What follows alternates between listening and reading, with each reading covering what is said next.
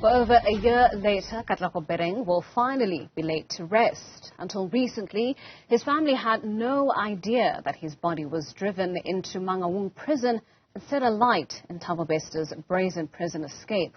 All along, it was thought that Bester had died in the prison cell fire. Bereng's remains were burnt beyond recognition. Our reporter Linda Mnisi is following the story and joins us live now from Bloemfontein. Linda, very good morning to you. What can we expect from the day's processes?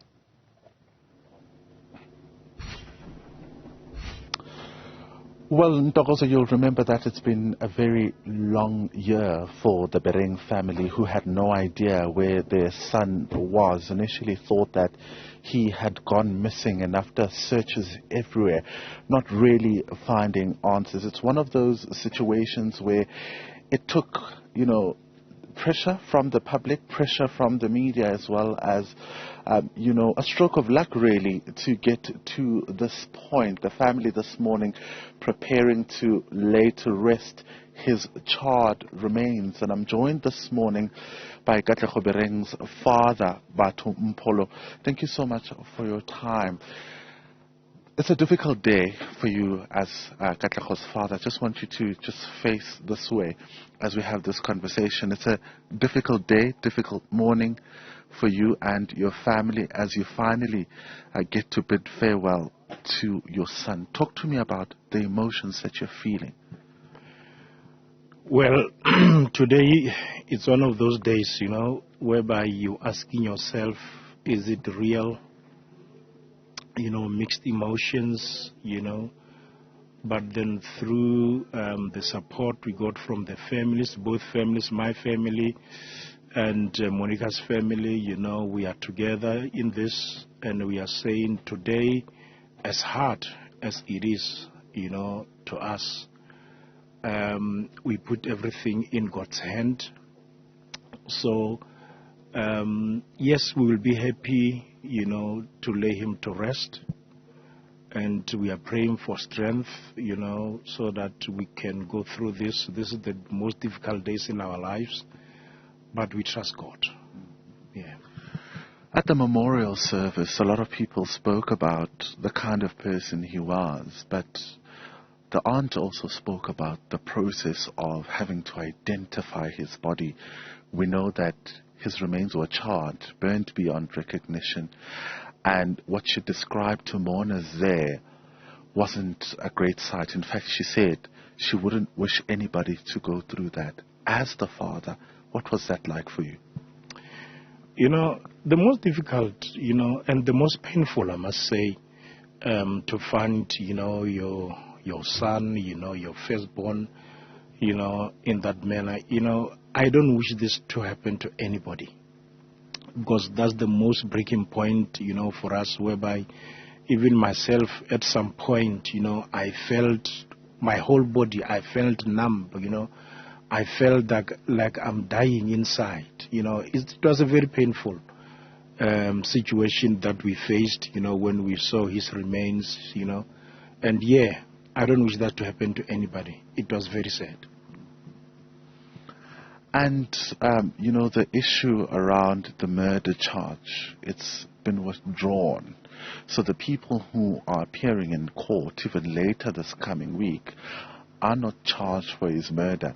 And I remember the last time I spoke to you on air, you said that you did not buy the story around him having collapsed in town. Do you still feel the same way? And how do you feel about the murder charges being withdrawn? I don't want to comment much about the murder charges.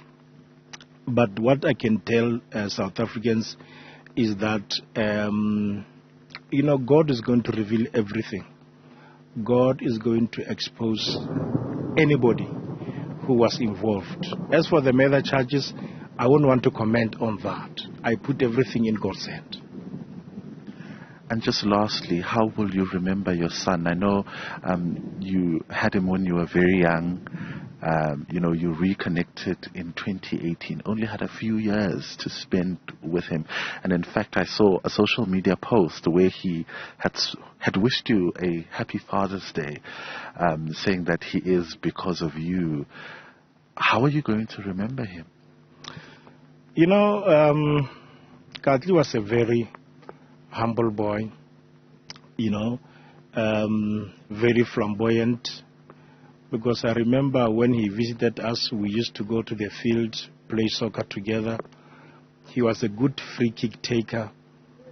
He was a leader, as you have heard people talking about him as the deputy chairperson of Kopanong branch. You know, that proves, you know, that, you know, the apple doesn't fall far from the tree, as his father is also a great leader. So you're a great soccer player as well? Yes, I was a good goalkeeper. So yes, yeah. All right. Thank you so much, Batho Mpholo, and I wish you all the best for, you know, what's going to unfold during the day.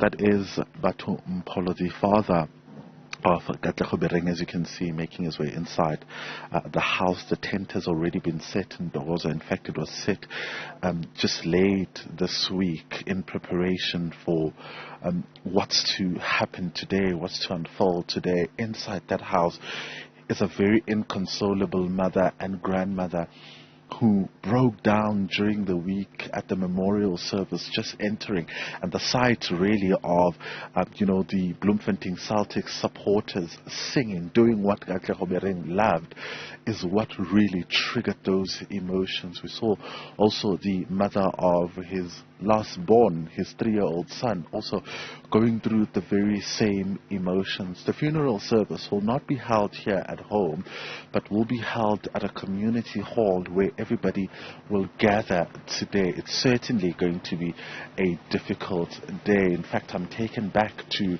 you know, what was said during the memorial service. The aunt saying that, you know, they felt an emotion was triggered as she was sitting in court and seeing the people that are involved in this matter, you know, blowing kisses in court. And they believe that God will be the one that will answer their prayers, will be the one that gives them the kind of justice that they deserve.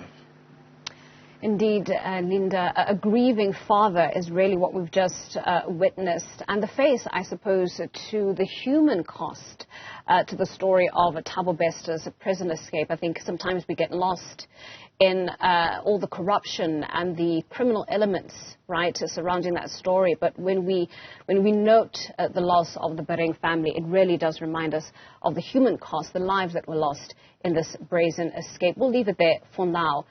Linda, thank you so much.